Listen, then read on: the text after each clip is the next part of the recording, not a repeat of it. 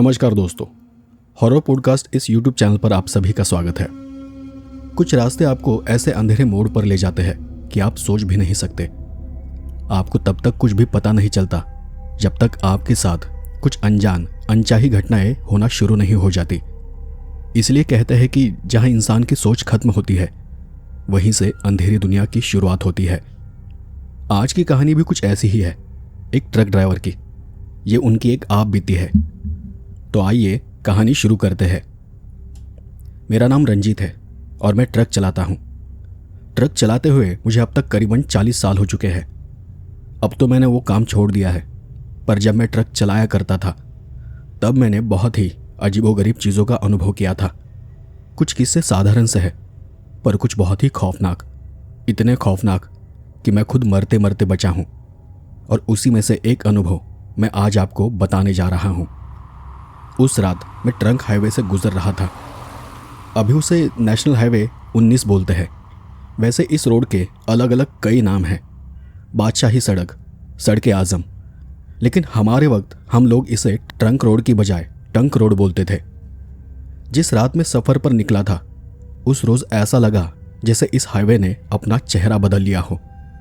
धुंध ऐसी थी कि हेडलाइट उसे काटते हुए आगे बढ़ रही थी। अब ये कहानी मुझे लगता है कि 35 साल पुरानी है, तो आप लोग सोच सकते हैं कि उस वक्त ट्रक चलाना कितना मुश्किल काम रहता होगा। ट्रक में पीछे सामान पड़ा था, पुरानी लोहे की अलमारियां और कुछ टेबल कुर्सियां वगैरह। कंसाइनमेंट नोट का जो कागज़ मेरे साथ था उसमें बस इतना लिखा था, बबलीपुर वेयरहाउस से सामान उठाना है और किसी अजनारा गांव के बाहर गोदाम तक पहुंचाना है। कागज़ पर मोहर एक बनिया की थी, नाम था किशन लाल एंड सन्स, बाकी सब कुछ साफ। अब उस समय न कोई मोबाइल था न कोई मैप। अब ऐसे में हम लोग हाईवे से गुजर तो लेते हैं, लेकिन आगे का रास्ता हमें पूछते हुए ही जाना पड़ता था। तो काफ़ी आगे जाने के बाद करीबन 10 या 11 बजे के करीब मैं एक पेट्रोल पंप पर रुका। थोड़ी पीठ सीधी की, 10-15 मिनट वहीं आसपास टहला और फिर डीजल भरकर आगे निकल पड़ा। पेट्रोल पंप वाले लड़के से पूछा तो उसे गांव के बारे में इतना कुछ पता नहीं था, वो नया था शायद। फिर जब थोड़ा आगे बढ़ा तो मुझे एक बूढ़ा आदमी दिखाई दिया जो कि रास्ते के किनारे से अकेला थकाहारा चल रहा था। सोचा कि इनसे आगे का रास्ता पता कर लूंगा। मैंने ट्रक उनके ठीक पास रोकते हुए उन्हें आवाज़ दी, चाचा कहाँ जाना है? उन्होंने नाव में गर्दन हिलाते हुए कहा, यही पास ही गांव है, मैं चला जाऊंगा। मैंने फिर कहा, अरे पास हो या दूर, आपको जहां उतरना होगा मैं उतार दूंगा। वो बूढ़ा गाड़ी में बैठना नहीं चाहता था, पर मैंने उन्हें समझाया और वो अंदर आकर बैठ गया, एकदम चुपचाप और शांत, बस सामने देख रहा था। 4-5 मिनट में ही एक मोड़ आया तो उन्होंने हाथ से मुझे गाड़ी रोकने का इशारा किया। मैंने गाड़ी रोक दी और उनसे पूछा, चाचा ये अजनारा गांव के बाहर कोई गोदाम है, मुझे वहां जाना है। चाचा ने शांत नज़रों से मुझे ध्यान से देखा, जैसे मेरे उस सवाल से उनकी आंखों में कई सवाल उभर आए हो। उन्होंने उसी ठंडी और शांत आवाज़ में कहा, पर वहां तो कोई नहीं रहता। उनकी बात सुनकर मैं भी हैरान था। फिर थोड़ा सोचकर बोला, चाचा मुझे गांव में नहीं जाना, गोदाम जाना है। गोदाम वही गांव के आसपास बाहर कहीं है। उन्होंने दूसरी ओर देखकर कुछ सोचकर फिर कहा, पता नहीं बेटा, अभी हाल में कुछ बना होगा तो पता नहीं, पर गांव में तो कोई नहीं है।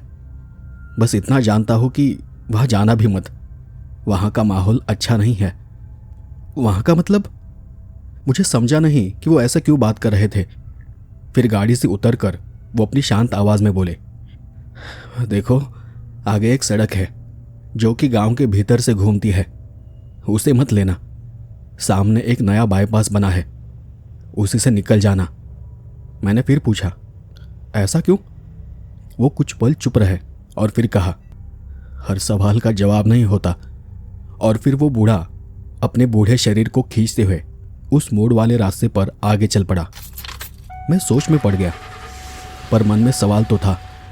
अब ट्रक ड्राइवर लोगों के साथ ऐसा अक्सर होता है। हाईवे पर अजीब लोग मिलते हैं, अजीब अजीब बातें बताते हैं। कोई चेतावनी देता है तो कोई किसी रास्ते से जाने से मना करता है। जितने रास्ते उतनी ही कहानियां। मैंने बाईपास का रोड ढूंढना शुरू किया। धुंध के बीच नीले रंग का एक टीन का बोर्ड चमचमा उठा, अजनारा बाईपास 5 किलोमीटर।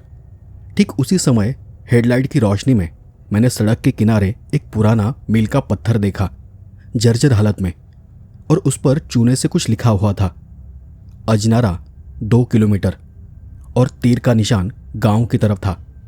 अब टेक्निकली मुझे बाईपास लेना चाहिए था, पर कहते हैं ना कि ट्रक ड्राइवर का एक पाप हमेशा उनके साथ रहता है, और वो है जिज्ञासा। बाईपास लेता तो मुझे काफ़ी घूम कर जाना पड़ता और शायद डीजल की खपत भी ज़्यादा होती। गांव के भीतर से शॉर्टकट मारूंगा तो अंदाजन आधा घंटा तो बच जाएगा, और आधे घंटे का मतलब ज़्यादा देर आराम करने मिलेगा। मैंने स्टीयरिंग दाहिने मोड़ लिया और ट्रक कच्चे रास्ते पर हिलता डुलता गांव की तरफ जाने लगा। जब मैं अजनारा गांव की सीमा पर पहुंचा तो मुझे थोड़ा अजीब लगा। बंद खिड़कियां, सुनसान रास्ते, कोई आवाज़ नहीं, कोई हलचल नहीं। घर की कच्ची दीवारों पर पुरानी राख, लकड़ी के दरवाजे जिन पर अनगिनत हथेलियों के धूल के निशान थे। सड़क के दोनों ओर बरगद की और बाबुल के पेड़ों की झाड़ियों का अंधेरा। और एक और अजीब बात जो मैंने महसूस की, और वो ये कि वहाँ कुत्ते भौंक नहीं रहे थे। बुजुर्ग लोग अक्सर कहते हैं कि गांव में भौंकते कुत्ते ना हो तो समझ जाओ कि वहाँ की हवा ठीक नहीं है। मैंने ट्रक धीमा कर दिया, इसलिए नहीं कि रास्ता खराब था, बल्कि इसलिए कि सामने से आती हवा में मिट्टी और किसी पुरानी धुएं की गंध थी, जैसे किसी ने सैकड़ों दिए एक साथ बुझा दिए हो और उनकी राख अब वहां की हवा में तैर रही हो। मैं उसी धुंधलाहट भरे रास्ते से आगे आगे बढ़ता गया, और थोड़ा आगे जाने पर मैंने एकदम से ब्रेक लगाया।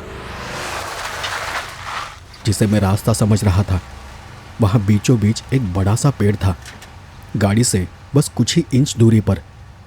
अच्छा हुआ गाड़ी धीमी थी, वरना मैं ज़रूर इस पेड़ से टकरा जाता।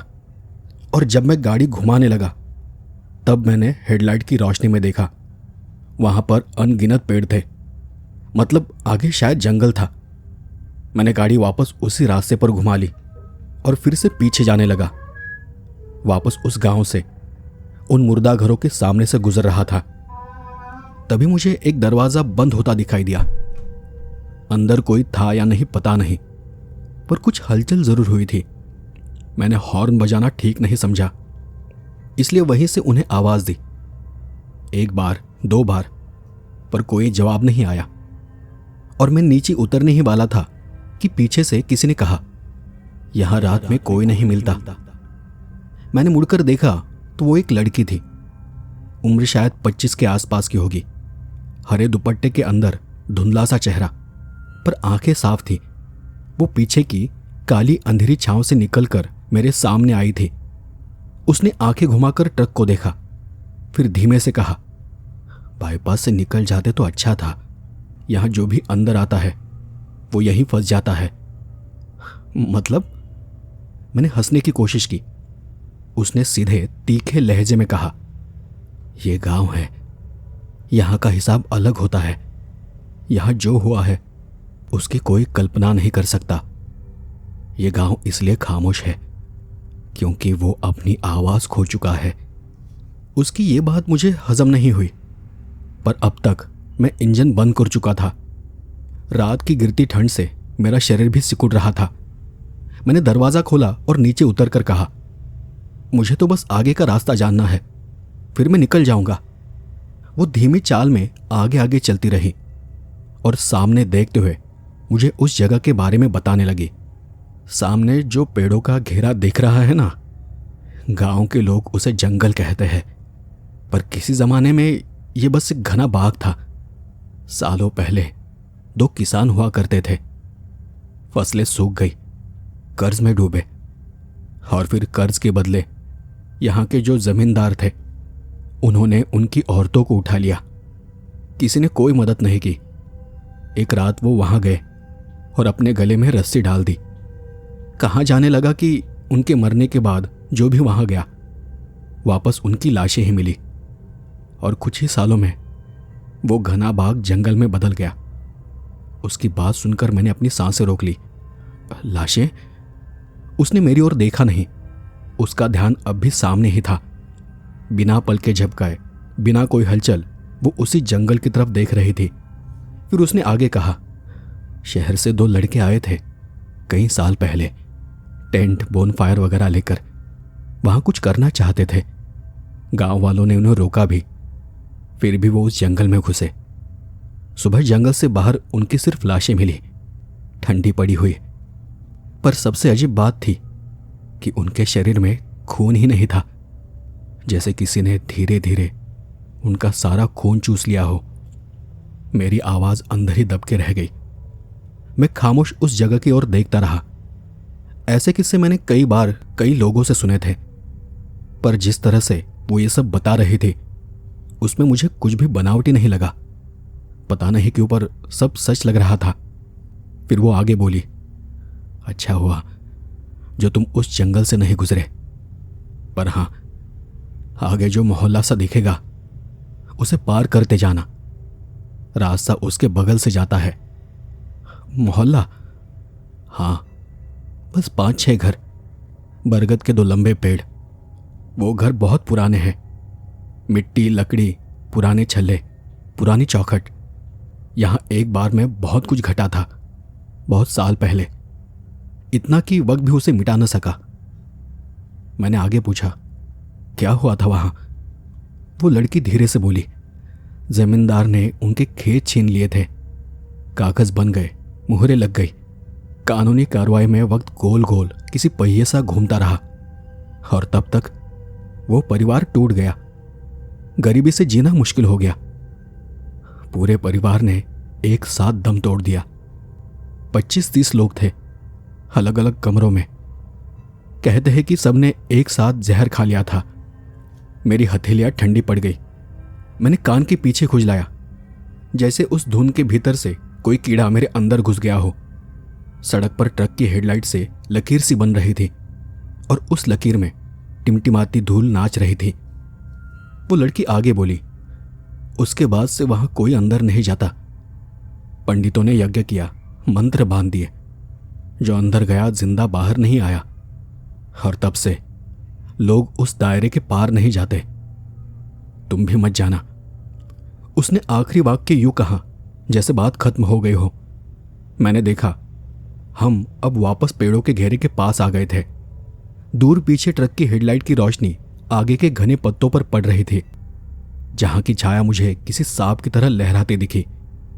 मैंने सामने देखते हुए कहा, ठीक है, मैं तेजी से निकल जाऊंगा, पर तुम।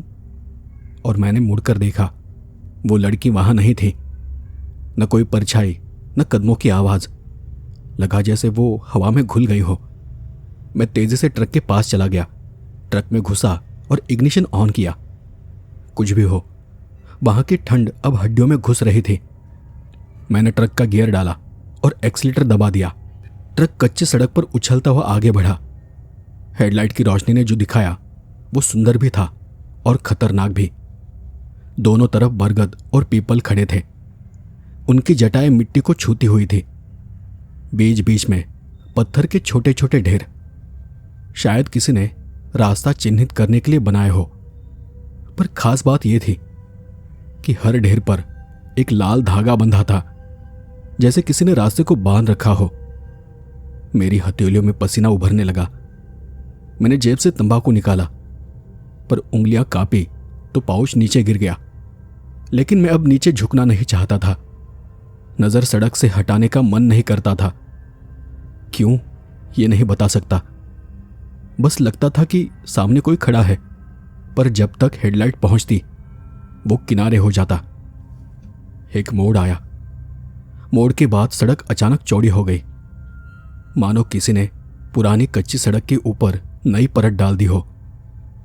मैं मुस्कुराया, शायद यही बाईपास का रास्ता है। पर मेरी मुस्कान तुरंत गायब हो गई। सामने दूर, बहुत दूर, एक सफेद आकृति थी। हेडलाइट की चमक में वो फीकी सी दिखी, चलते चलते सड़क पार करती हुई। फिर पेड़ से पेड़ पर जो कोई बंदर छलांग लगाता है, ठीक वैसे वो जाने लगी। पर वो बंदर नहीं थी, वो एक आकार था, इंसानी कद का, फीका सफेद, पर मेरी समझ के परे।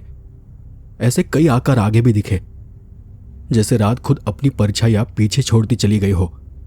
मैंने उस ओर ध्यान नहीं दिया और खुद से कहा, यह बस धुंध है, बस धुंध। और बिना ब्रेक लगाए आगे बढ़ता रहा। ट्रक को रोकने की अब मुझ में हिम्मत ही नहीं थी। आखिरकार सामने वो छोटा सा मोहल्ला आया, जैसा उस लड़की ने कहा था। 5-6 घर, बरगद की जटाएं, मिट्टी की दीवारें, लकड़ी के दरवाजे और दरवाजों पर पुराने पाट। वहां की हर खिड़की बंद थी, पर मैं कसम खाकर कह सकता हूं, वहां खिड़कियों के पीछे आंखें थी, लाल चमकती आंखें, कई सारी, मुझे घूरती हुई आंखें। मैं स्टीयरिंग कसकर पकड़े हुए था। मैंने खुद को समझाया कि यह बस दिमाग का खेल है, और मैंने ट्रक की रफ्तार बढ़ा दी। पर रफ्तार बढ़ाते ही सामने की सड़क अचानक से घट गई। सच में, जैसे मिट्टी मेरे टायरों के नीचे से खिसकती जा रही हो। मैंने ब्रेक हल्के से दबाए, ट्रक डगमगाया, और तभी दाई खिड़की पर किसी ने 3 बार थपथपाया। मैंने गर्दन घुमाई। बाहर कुछ नहीं था, पर शीशे पर उंगलियों के 3 निशान बने हुए थे, धूल पर खिंची 3 टेढ़ी रेखाएं। और तब ऐसा लगा कि डर की ठंडी सुई जैसे सीधे रीढ़ में घुस गई हो। मैंने हेडलाइट फुल बीम कर दी, और तभी ठीक सामने सड़क के बीचों बीच एक औरत खड़ी दिखी। सफेद नहीं, बल्कि कीचड़ से सनी। उसके बाल चेहरे पर चिपके हुए थे, आंखें छेद जैसी थी, और उसके दोनों हाथ सड़कों की तरफ फैले थे, जैसे वो मेरा रास्ता रोक रही हो। पर मैंने ट्रक नहीं रोका। एक पैर ब्रेक पर गया और दूसरा एक्सीलेटर पर था। ट्रक की चीख जैसी आवाज उठी, और ट्रक परछाई को काटते हुए किनारे पर छटक गया। हेडलाइट की रोशनी में वो परछाई एक पल के लिए मुझे बिल्कुल साफ दिखी थी। उसके पाँव जमीन से ऊपर थे। मैंने किसी तरह ट्रक को संभाला और वहां से आगे निकल गया। पीछे मुड़कर देखने की मेरी हिम्मत नहीं हुई, पर बैक मिरर में कुछ सेकंड बाद मुझे लगा कि कोई बहुत दूर पेड़ से उल्टा लटका है, मानो कोई रस्सी हो, या फिर शायद वो शाख थी। मैंने अपनी नजरें हटा ली, और शायद मैं अपने आप को बस एक झूठी तसल्ली दे रहा था। वहां से आगे जाने पर वो कच्ची सड़क थोड़ी देर बाद एक पक्की सड़क से जाकर मिली। दूर दाहिनी तरफ गोदामों की रोशनी दिखने लगी, ट्यूबलाइट की नीली रोशनी, नींद में डूबे चौकीदारों की झपकती परछाइयां और जंग लगे शटर। मैंने राहत की सांस ली। लगा कि आखिरकार मैं बच गया, पर केबिन में धुंध अब भी घुसती चली आ रही थी, जैसे किसी ने खिड़की खुली छोड़ दी हो। मैंने कांच टटोला, पर सब बंद था। गोदाम पर पहुंचा तो वहां पर भी अजनबी सा सन्नाटा था। फाटक खुला, पर कोई चौकीदार नहीं। मैंने 2 बार हॉर्न दिया, वहां कोई नहीं आया। मैं नीचे उतरा। फाटक के अंदर कदम रखते ही दाईं तरफ दीवार पर बनी एक देवी की छोटी टाइल दिखी। उस पर काजल की 2 उंगलियां खिंची हुई थी, जैसे किसी ने देवी की आंखें बंद कर दी हो। मैंने नजर फेर ली। किसी तरह हिम्मत जुटाकर ऑफिस के दरवाजे की कुंडी को खटखटाया। अंदर से एक खुरदुरी आवाज सुनाई दी। कौन है? डिलीवरी, मैंने कहा, बबलीपुर से। दरवाजा खुला। एक दुबला चौकीदार, आंखों के नीचे गड्ढे। उसने टॉर्च मेरी आंखों पर फेंकी और फिर ट्रक पर। इतनी रात में? कागज पर रात लिखा है, मैंने कांपती आवाज में आगे बोला। कहां अनलोड करना है? उसने दूर देखते हुए कहा, शटर 3। फिर ठिठका, बबलीपुर, कौन सा गोदाम? Kishan Lal and sons. उसने मेरी आंखों में टॉर्च अटका दी। बहुत धीरे बोला, कभी उस नाम से यहां कोई माल नहीं आया। मैं थम गया। तो बिल पर तो मोहर। उसने हाथ से मच्छर उड़ाते हुए आगे इशारा किया। शटर 3 खुलेगा, माल उतार और फौरन निकल, बाकी कुछ मत पूछ। उसकी आवाज में घबराहट थी, जैसे वो खुद अपने शब्दों से डर गया हो। मैं ट्रक के पास लौटा, उंगलियों से शटर की चैन खींची। शटर ऊपर उठा तो एक काली सी सीढ़ी खुली, चौड़ी और धूल भरी। मैंने बैक गियर लगाकर ट्रक को धीरे धीरे भीतर उल्टा घुसाया, पर भीतर घुसते ही मुझे ठंडी हवा का एक थपेड़ा लगा, जैसे कोई बड़ी कोठरी अचानक सांस लेने लगी हो। मेरे साथ 2 और मजदूर आ गए। चौकीदार ने शायद सीटी बजाई थी। उन्होंने चादरें हटाई। वहां लोहे की अलमारियां और लकड़ी के फ्रेम थे। उन्होंने पहला फ्रेम उठाया और दीवार की तरफ टिकाया। तभी मैं ठिठक गया। उस फ्रेम के भीतर शीशा नहीं था, पर कहीं दूर से, बहुत दूर से कुछ संगीत जैसा सुनाई दिया। नहीं, संगीत नहीं, गुनगुनाहट कई लोगों की, अलग अलग सुर में। मैंने अपना सिर झटका। तब मजदूरों ने मेरी तरफ देखा।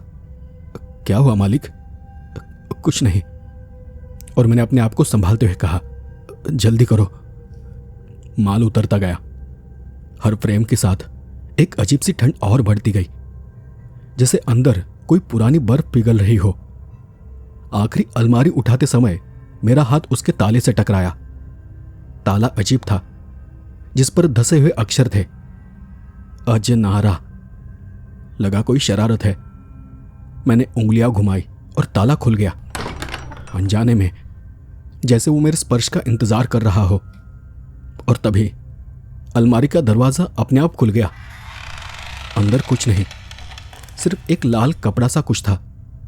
मैंने उसे छुआ, गीला लगा। उंगलियां लाल हो गई।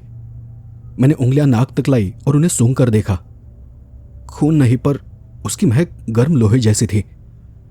मजदूर ने पीछे से देखा और एक ने ठग से बोला, अरे! और डर के मारे कपड़ा मेरे हाथ से नीचे गिर पड़ा। उसी पल गोदाम की सभी ट्यूबलाइट्स एक साथ टिमटिमाई और फिर जलकर शांत हो गई। गोदाम अंधेरे में डूब गया। सिर्फ मेरे ट्रक की हेडलाइट की रोशनी थी, जो कि आगे की तरफ थी। कहीं दूर से चौकीदार की सीटी फिर बजी। वो सारे मजदूर भागे और अब मैं अकेला वहां रह गया। मैंने अलमारी का दरवाजा बंद करना चाहा, पर वो खुला का खुला ही रह गया। और उस खुले दरवाजे के अंदर से मुझे कुछ आवाजें सुनाई दी। फुसफुसाहट, जैसे बहुत सारे लोग एक साथ कुछ कह रहे हो। शब्द नहीं समझे, पर उसकी दिशा पीछे थी। मैंने मुड़कर देखा, लेकिन वहां था बस अंधेरा। ट्रक में वापस बैठने के लिए मैंने कदम बढ़ाया ही था कि धुंध की एक परत सीधे मेरे गले से लिपटी। नहीं, पर सच में आप इसे कल्पना समझ सकते हैं, पर वो परत भारी थी, नमी से भरी, ठंडी पर वजनदार। मैं वहीं पर रुका। लगा जैसे किसी ने अपने ठंडे हाथ मेरे गले पर रख दिए हो। मैंने हाथ से उसे हटाने की कोशिश की। उंगलियां एक चिकने पर्दे से टकराई और उसी पर्दे के भीतर से किसी ने मेरा नाम लिया, रंजीत। मैं थम गया। किसकी आवाज थी वो? किसी औरत की, दूर की, जैसे कुएं से आती हो। फिर वही शब्द, क्यों भाग रहा है? यहां से निकल नहीं पाएगा।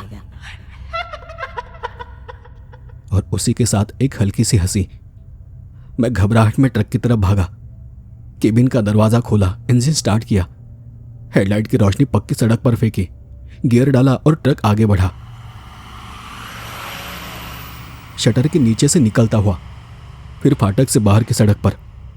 मैं बस भागा जा रहा था, पर दूर, बहुत दूर, जहां सड़क फिर से गांव में मुड़ती थी, मुझे फिर वही लड़की दिखी, सड़क के किनारे खड़ी, जैसे वो मेरा इंतजार कर रही हो।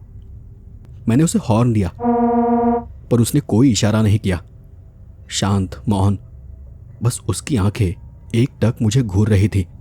मैंने ट्रक को उसके पास रोका। वो धीरे से पास आई। पहले तो कुछ बोली नहीं, बस ट्रक के फुटबोर्ड पर हाथ रखा। उसके हाथ की उंगलियां ठंडी थी, शायद कांप रही थी। तुम इतनी रात में बाहर क्या कर रही हो? ये जगह अच्छी नहीं है, मैंने घबराते हुए कहा।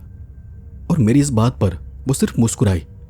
हाँ, मैं जानती हूं, मैंने कहा था ना, लोग यहां आकर अक्सर गुम हो जाते हैं। क्या मतलब? उसने मेरी आंखों में आंखें डालकर कहा, रात अभी खत्म नहीं हुई है, तुम अभी सड़क पर अकेले नहीं हो। मेरा दिमाग सुन्न हो गया, सांसें तेजी से चलने लगी, हाथ पांव थरथराने लगे। मतलब और कौन है? वो उसी आवाज में बोली, वो जो कभी लौट कर नहीं गए। हवा उस पल और ठंडी हुई। मैंने पीछे से चादर खींच ली और उसे अपने शरीर पर ओढ़ लिया। हाथ तो अब जैसे स्टीयरिंग पर जम चुके थे। वो लड़की फिर बोली, सीधे निकलो, बाईपास पार करो, कहीं मत रुकना। बीच में कोई दिखे, कोई रोके, कोई बुलाए, बिल्कुल मत रुकना। पर अगर नहीं, बस इसी बात को याद रखना। उसने फुटबोर्ड से हाथ हटा लिया।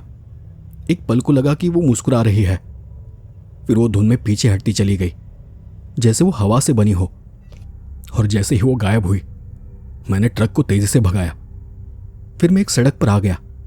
शायद वो बाईपास की सड़क थी, बिल्कुल ताज़ा बनी सड़क, चौड़ी, समतल और चिकनी। दोनों किनारों पर सफ़ेद पट्टियां चमक रही थी, पर सड़क पूरी तरह खाली थी। न कोई कुत्ता, न कोई इंसान, सिर्फ दूर दूर तक फैली धुंध और बेतरतीब खड़े पेड़ों की टेढ़ी परछाइयां थी। कुछ देर बाद सामने हल्की हल्की रोशनी चमकने लगी। लाल और पीली लाइटें थी, जैसे कोई ट्रैफिक का बैरिकेड लगा हो। बीच में पुलिस की एक जीप खड़ी थी। रोशनी देखते ही मैंने राहत की लंबी सांस ली। लगा कि आखिरकार किसी जीवित इंसान का चेहरा दिखेगा। होठों पर हल्की मुस्कान आ गई। मैंने स्पीड कम की और ट्रक को धीरे धीरे बैरिकेड के पास ले आया। जीप के पास दो पुलिस वाले खड़े थे। दोनों ने जैकेट कसकर पहनी हुई थी, कोहनियां पेट में दबाए वो खड़े थे और कैप कान तक खिंची हुई थी। उनमें से एक ने हाथ उठाकर मुझे रुकने का इशारा किया। मैंने ट्रक किनारे रोका। वो दोनों पास आ गए। एक ने झुककर मेरा ट्रक का नंबर पढ़ा, तो दूसरा सीधे मेरी खिड़की के पास आकर बोला, कहाँ से आ रहे हो? बबलीपुर से, मैंने जवाब दिया। अपनी आवाज़ मुझे भारी और अजनबी लगी। उसने अगला सवाल किया, कहाँ तक जाना है? अजनारा गोदाम, माल उतार कर लौट रहा हूं। वो कुछ पल तक मेरी आंखों में देखता रहा। उसकी नज़र अजीब थी, जैसे मुझ पर तरस खा रही हो। फिर वो धीमे स्वर में बोला, सीधे निकल जाओ, पीछे मत मुड़ना। और इसके बाद वो चुप हो गया। बस दाईं ओर हटकर उसने रास्ता खोल दिया। मैंने धीरे से सिर हिलाया और एक्सीलेटर दबा दिया। जीप की नीली और लाल बत्तियां में पीछे छूटने लगी। लेकिन उसी क्षण बैक मिरर में मेरी नज़र अटक गई। जीप के पास कोई तीसरा आदमी खड़ा था। न वो पुलिस वाला जैसा था, न कोई सामान्य आदमी जैसा। उसका शरीर जर्जर था, हड्डियां बाहर झांक रही थी। और अगले ही पल उसने अचानक बंदर की तरह छलांग लगाई और एक पेड़ पर चढ़ गया। फिर जैसे जैसे मैं आगे बढ़ा, वो भी पागलों की तरह उछलते हुए एक पेड़ से दूसरे पेड़ पर भागने लगा। मेरे रोंगटे खड़े हो गए। समझ में नहीं आ रहा था कि यह सब क्या हो रहा है। मैंने यकीन करने के लिए सिर घुमाकर पीछे देखने की कोशिश की। तभी स्टीयरिंग डगमगाने लगा और ट्रक हल्का सा तिरछा हो गया। मैंने उसे तुरंत दोनों हाथों से कसकर पकड़ लिया और गाड़ी संभाली। माथे पर पसीना निकल आया। जब मैंने फिर आगे देखा तो सड़क सीधी और खाली थी, जैसे वहां कुछ हुआ ही ना हो। मेरे साथ बार बार कुछ अजीब हो रहा था और मैं बार बार अपने आप को समझा रहा था। सब कुछ मेरी समझ से परे था और जो मैं अब बताने जा रहा हूं वो किसी तर्क में फिट नहीं बैठता। मैं खुद चाहूं तो भी इसका जवाब नहीं दे सकता। मैं आपको आगे बताऊंगा कि मैं ऐसा क्यों कह रहा हूं। मैंने अपना सिर झटका। बस हो गया, मैंने ये खुद से कहा। और तब अगले ही पल सड़क अचानक खत्म हो गई। चिकनी डामर की सतह एकदम से मिट्टी में घुस गई, जैसे किसी ने रातों रात वो सड़क उखाड़ दी हो। सामने वही 5-6 घर थे, बरगद की लटकी जटाएं, टूटे पुराने दरवाजे, वही दायरा और वही मनहूस खामोशी। पर यह कैसे हो सकता है? मैं तो बाईपास पर था, वो घर गांव के अंदर थे। मैंने ब्रेक इतनी जोर से दबाया कि सीट बेल्ट न होने के बावजूद मैंने खुद को स्टीयरिंग से बचा लिया। ट्रक ने लंबी सी चीख मारी और फिर एकदम से शांत हो गया। मेरे सामने उनमें से एक घर का दरवाजा खुला। अंदर घना अंधेरा था, पर अंधेरे में भी किसी के चलने की आहट थी, एक कमरे से दूसरे कमरे तक जाती हुई, जैसे कोई अपने ही घर की जांच कर रहा हो। मैंने गियर रिवर्स में डाला, लेकिन ट्रक खिसका नहीं। टायर मिट्टी में धंसे, इंजन बस घरघराहट करता रहा। मैंने क्लच छोड़ा, फिर दबाया। अब मेरे हाथ पैर भी कांप रहे थे। तभी उस खुले दरवाजे से एक आकृति बाहर आ गई। नहीं, वो आकृति नहीं थी, वो काला धुआं था जिसने खुद को आकृति का रूप दे दिया था। उसने कदम नहीं बढ़ाए थे, वो सरकती हुई आ रही थी और एकदम से वो सरकती हुई ट्रक के सामने आकर ठहर गई। उसके हाथ उठे, हथेलियों में मिट्टी लगी हुई थी, आंखों में गड्ढे थे और उसके पीछे कई और छोटे बड़े मर्द, औरतें और बच्चे थे। सब झुके झुके से चल रहे थे। कई लोग, उनकी पीठें मुड़ी हुई थी, चेहरे बुझे राख जैसे थे, जैसे वो पूरा घर एकदम से बाहर निकल आया हो। मेरी सांसें गले में अटक गई और उसी बीच मुझे उस लड़की की कही एक बात याद आ गई, कहीं मत रुकना, बीच में कोई दिखे, कोई रोके, कोई बुलाए, मत रुकना। पर अब मैं रुका हुआ था। मर्द, औरतें, बच्चे सब साए बनकर बाहर मेरे सामने थे। एक पल को सब खामोश रहे, फिर सबकी चीखें एक साथ फटी, इतनी तेज कि कान नहीं, हड्डियां तक कांप उठी। मेरा दिमाग सुन्न रह गया। अचानक पूरा झुंड ट्रक पर टूट पड़ा। शीशों पर खुरुशने की आवाज आने लगी, छत पर एड़ियां पड़ने लगी। किसी ने बोनट पर उछलकर विंडशील्ड पर अपना चेहरा दे मारा।